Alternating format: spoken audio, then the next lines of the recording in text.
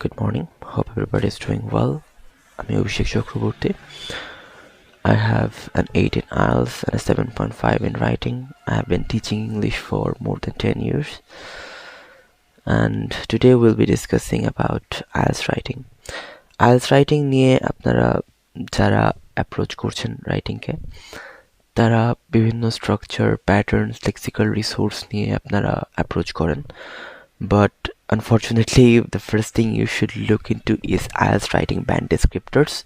যেন আপনারা বুঝতে পারেন যে আইএলসের রাইটিংয়ের স্ট্রাকচারটা কীরকম হয়, মার্কস ডিস্ট্রিবিউশনটা কীভাবে হয়, তাহলে আপনাদের প্রিপারেশনটা নেওয়া অনেক ইজি হয়. But I have seen A lot of people যারা অ্যাকচুয়াল ব্যান্ড ডিসক্রিপ্টার্স না পড়ে প্রিপারেশন নেয়, ফলে তারা বুঝতে পারে না যে মার্কস কোথায় আসে এবং কোথা থেকে মার্কস চলে যাচ্ছে. So first of all, how do I find this band descriptors? Simple, গুগলে যাবেন, আইএলস রাইটিং ব্যান্ড ডেসক্রিপ্টার্স লিখে সার্চ দেবেন, ফার্স্ট লিঙ্কে ক্লিক করবেন, ব্রিটিশ কাউন্সিল লিঙ্কে একটা পিডিএফ পাবেন. This is the PDF. So this was the last update 2023. আসুন নিচে এসে আমি একটু ব্যান্ড ডেসক্রিপ্টরগুলো দেখি. এটা বোঝাচ্ছে যে প্রত্যেকটা ব্যান্ড স্কোর কি মিন করে. যেমন যারা ব্যান্ড 9 পাইছে এদের লেখার ভিতর এই স্কিলগুলো আছে, যারা 8 পাইছে তারা এই স্কিলগুলো শো করছে. আমি কিছু কিছু জিনিস হাইলাইট করছি, এই জিনিসগুলো আপনার সাথে কথা বলবো আমি. But first of all, writing 4টা ক্যাটাগরির উপরে আপনাকে মার্কস দেওয়া হয়. তা হলো task achievement, coherence and cohesion, lexical resources, grammatical range and accuracy. এই প্রত্যেকটার উপর আউট অফ 9 আপনাকে স্কোর করবে. এরপরে এই 4টার এভারেজ করে আপনার স্কোর হবে. সো অনেকে আমি দেখি যে যারা প্রচুর লেক্সিক্যাল রিসোর্স নিয়ে ওয়ারিড, কিন্তু তারা টাস্ক অ্যাচিভমেন্ট বা কোহেরেন্স কোহেশনের দিকে ফোকাস দেন না, তাদের মার্কস অটোমেটিক্যালি কমে যায়. অনেকে আবার গ্রামাটিক্যাল রেঞ্জ অ্যান্ড অ্যাকুরেসির দিকে একেবারেই ফোকাস সেভাবে দেন না, বেশি ফোকাস থাকে হচ্ছে টাস্ক অ্যাচিভমেন্ট অ্যান্ড লেক্সিক্যাল রিসোর্সে, তারাও সাধারণত কম স্কোর পান.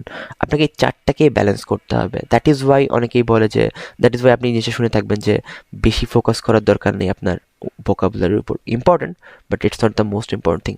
This is the reason why. কারণ এই 4টা মডিউলের উপর বেস করে আপনাকে মার্কস দেবে এবং সেই মার্কসের অ্যাভারেজ হবে. সো আসেন কথা বলি ফার্স্ট টাস্ক, যেটা টাস্ক অ্যাচিভমেন্ট. টাস্ক অ্যাচিভমেন্ট মানে আপনার যখন একটা টাস্ক দেওয়া হবে, এটা হতে পারে টাস্ক 1 বা টাস্ক 2তে, আপনার অ্যাকচুয়াল যে গোল সেটা আপনি অ্যাচিভ করতে পারছেন কিনা. লেটস সে আপনি বলতেছেন অ্যাডভার্টাইজমেন্ট ইজ নেগেটিভ. আপনি আপনার যুক্তিগুলো এস্টাবলিশ করে সেটা বোঝাইতে পারছেন কিনা যে অ্যাডভার্টাইজমেন্ট নেগেটিভ. এটা যদি আপনি করতে পারেন, task fully and appropriately satisfied, তাহলে আপনি ফুল মার্কস পাবেন এখানে. এবং দেখেন, এরা কিন্তু আপনাকে একটু সুযোগও দিয়েছে ভুল করার, যে একটু রেয়ার লেপসেস ইন কন্টেন্ট, আপনার কন্টেন্টের দু একটা ছোটোখাটো ভুল থাকতে পারে.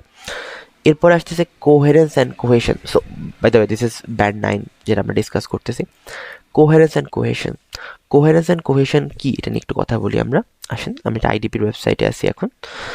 কোহেরেন্স বলতেছে যেটা হচ্ছে আপনার logical flow of ideas. Your paragraphs should be well structured with clear topic sentence and supporting examples.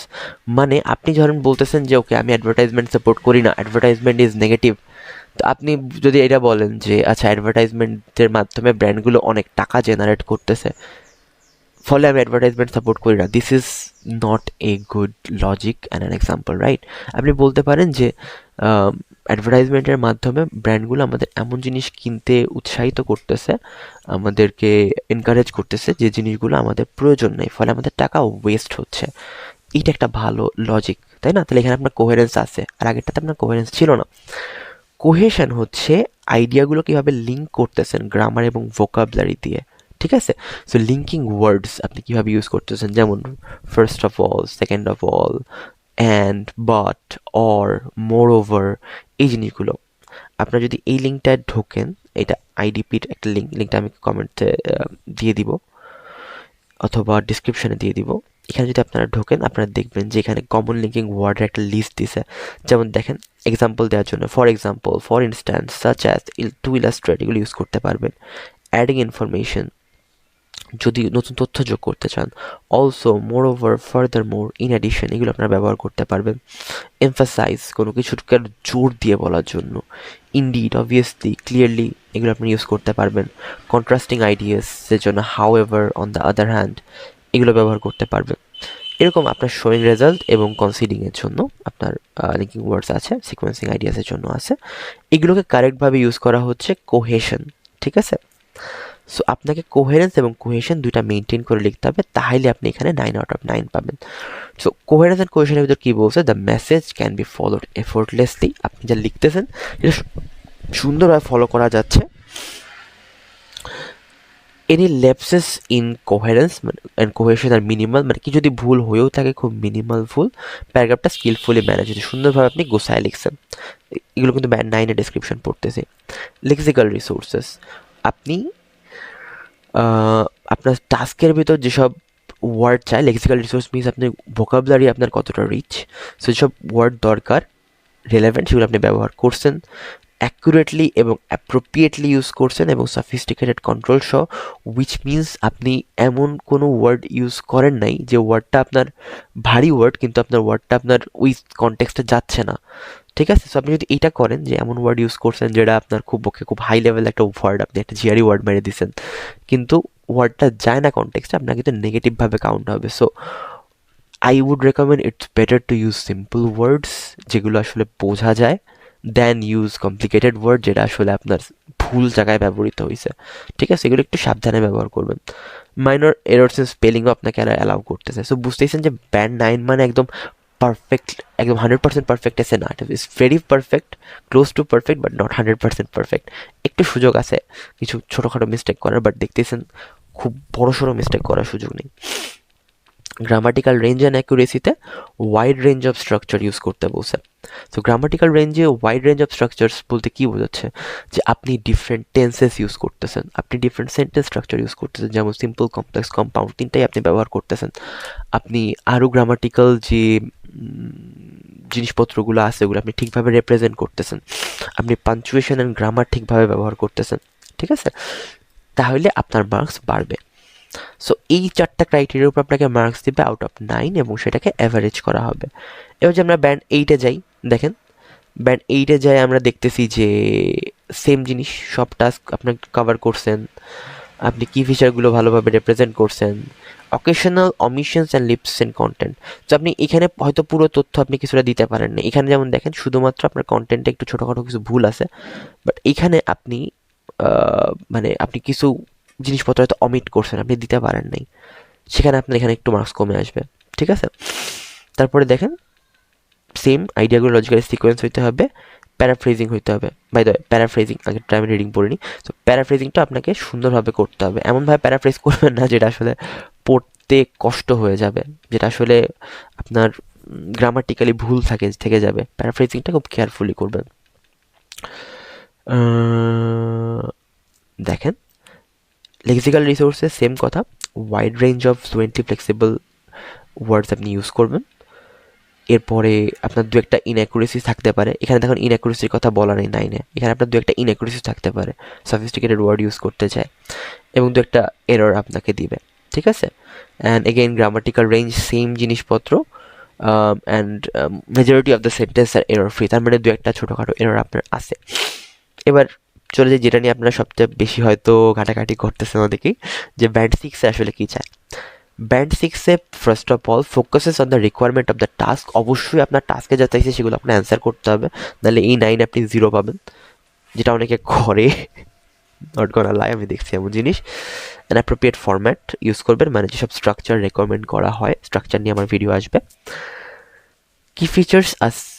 Key features which are selected are covered and adequately highlighted, আপনি যে যুক্তিগুলো দিয়ে এস্টাবলিশ করতেছেন অথবা টাস্ক 1-এ আপনি যে কি ফিচারগুলো আপনি দিচ্ছেন সেগুলোকে আপনি প্রপারলি কভার করছেন, ডিসকাস করছেন এবং আপনি মেইন জিনিসগুলোকে পুরোটা আপনি কভার করছেন, রিলেভেন্ট ওভারভিউ দেওয়ার চেষ্টা করছেন এবং ইনফরমেশনগুলোকে আপনি সুন্দর করে সাজাইছেন। কিছু ইররেলেভেন্ট, ইনঅ্যাপ্রোপ্রিয়েট এবং ইনঅ্যাকুরেট ইনফরমেশন আপনার থাকতে পারে, যেগুলো আপনার যখন আপনি মেইন পয়েন্টকে এক্সটেন্ড করবেন, তার মানে বুঝতেইছেন যে আপনার কিছু এরা অ্যালাউ করছে, উইচ মিনস আপনি যদি একটা যুক্তি সিলেক্ট করেন, যুক্তিটাকে আপনি সুন্দর করে গ্রামাটিক্যাল ফ্রিভাবে এস্টাবলিশ করতে পারেন, টাস্ক অ্যাচিভমেন্টে কিন্তু 9/9 অ্যাচিভ করা খুব একটা কঠিন না, ঠিক আছে? সো এটার দিকে ফোকাস করেন, which is my recommendation. Some details may be missing or excessive and further extension or illustration may be needed. So কখনো কখনো আপনারা দেখা যায় যে একটা যুক্তিকে এত বড় করে ফেলছেন যে পরের যুক্তিটা আপনারা ভালোভাবে লিখতে পারেননি, সো এক্সেসিভ করারও দরকার নেই, আবার আপনারা একেবারেই ছোট করে লিখছেন যে আপনার ওয়ার্ড লিমিটই ফুলফিল হচ্ছে না, এটাও ঠিক না। সো আপনাকে একটা যুক্তিকে এস্টাবলিশ করতে হবে। কীভাবে যুক্তি এস্টাবলিশ করতে হয় সেটা নিয়ে আমরা ডিসকাস করবো সামনে গিয়ে in a different video. Coherence and cohesion generally arranged coherently and that is clear overall progression. So আপনি যদি সুন্দর করে সাজায় আপনার যুক্তিগুলোকে লিখতে পারেন, আপনি যদি নিজের আইডিয়াকে নিজেই কন্ট্রাডিক্ট না করেন, ঠিক আছে, it's okay. Cohesive devices are used to some good effect, but cohesion within or between the scenarios may be faulty or mechanical due to issues, overuse or omission. Which means আপনি যা লিখছেন, আপনার coherence তো আগে discuss করলামই। কোহেশনে এই জিনিসগুলো আপনি যদি অ্যাটেম্প্ট করছেন বাট আপনি একদম 100% ঠিকঠাকভাবে বলতে পারেন নাই, সেখানে আপনার কিছুটা মার্কস কমে 6 হয়ে গেছে। সো বুঝতেইছেন ভাই, এখানে খুব বেশি জিনিসপত্র নাই, ঠিক আছে। আরও কিছু আপনি যখন পড়বেন, আরও কিছু শব্দ টব্দ পাবেন, এইগুলোরে ঠিকভাবে ব্যবহার করতে শিখেন, তাহলে আপনার অটোমেটিক্যালি আপনি এইখানে বেটার দ্যান 6 পাচ্ছেন আপনি। Clear? So focus on that. তো দুইটা জিনিসে এখন আপনার ফোকাস করা খুব গুরুত্বপূর্ণ। একটা হচ্ছে যুক্তি নিব, যুক্তি ঠিকমতো দেখাবো, ভালো করে বুঝাই দিব। আর একটা হচ্ছে কোহেরেন্স রেখে কথা বলবো, যা যুক্তি দিব সেটা এস্টাবলিশ করব। আর হচ্ছে কোহেশন, এই শব্দগুলোকে আমি সুন্দর করে ব্যবহার করবো যেন ভুল না হয়, ঠিক আছে। The use of reference and substitution may lack flexibility আর ক্লারিটি। সেম কথা, খুব একটা রিপিটেশন করা যাবে না, আর খুব একটা এরর রাখা যাবে না, যা লিখবেন ক্লিয়ারভাবে লিখবেন। এবার লেক্সিক্যাল রিসোর্সে যাই। The resource is generally adequate and appropriate for the task. আপনার যে ভোকাবুলারিগুলো জরুরি আপনার ওই টাস্ককে অ্যাচিভ করার জন্য, সেটা আপনি লেখার চেষ্টা করবেন। ভোকাবুলারি আমরা সামনের ভিডিওতে কথা বলবো। Meaning is generally clear in spite of a restricted range and lack of precision in word choice. তার মানে আপনার ওয়ার্ড চয়েসে প্রিসিশন না থাকতে পারে, আপনার ভোকাবুলারি লিমিটেড হইতে পারে, কিন্তু আপনি যারা লিখছেন মিনিংটা খুব clear. So that is something you have to figure out, যে আপনি ক্লিয়ারভাবে আপনার মেসেজটাকে কনভে করবেন কীভাবে, ঠিক আছে। আর এখানে this is kind of funny, যে আপনি রিস্ক টেকার, আপনি চেষ্টা করছেন অনেক ভোকাবুলারি ইউজ করার, কিন্তু এই যে হায়ার ডিগ্রি অফ ইনঅ্যাকুরেসি অন ইনঅ্যাপ্রোপ্রিয়েসি, এইটাই বাংলাদেশের একটা বড় ডেমোগ্রাফি অফ পিপলের সমস্যা। তারা রিস্ক টেক করে, তারা অনেক কঠিন কঠিন শব্দ ইউজ করে, বাট তারা অনেক বেশি পরিমাণে মিস্টেক করে, ফলে তাদের ব্যান্ড স্কোর নিচে নেমে যায়। সো আই উড প্রেফার যে আপনি খুব বেশি কমপ্লিকেটেড শব্দ ইউজ না করেন, না করে আপনি যা পারেন সেটা দিয়ে আপনি একটা সুন্দরভাবে সাজায় লেখেন, আপনার মার্কস বেটার থাকবে, rather than using complicated words in wrong contexts. Grammatical range and accuracy. তো আপনি দেখেন, mix of simple and complex sentence forms are use but flexibility is limited. অবশ্যই সিম্পল এবং কমপ্লেক্স কম্পাউন্ড সেন্টেন্সের দিকে একটু ফোকাস দেন, practice করেন, খুবই কাজে দিবে, মার্কস বাড়াবে। Example of more complex structures are not marked by the same level of accuracy.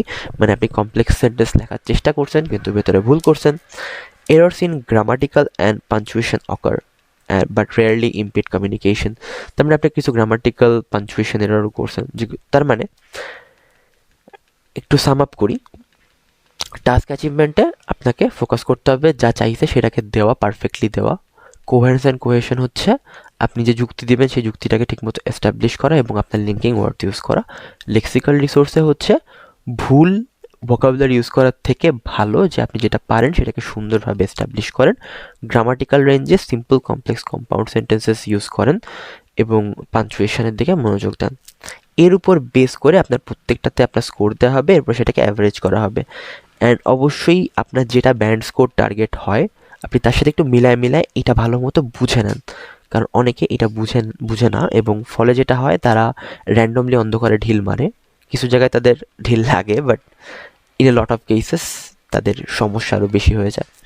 So best of luck, I will make more videos and let's discuss soon. Best of luck, have a great day.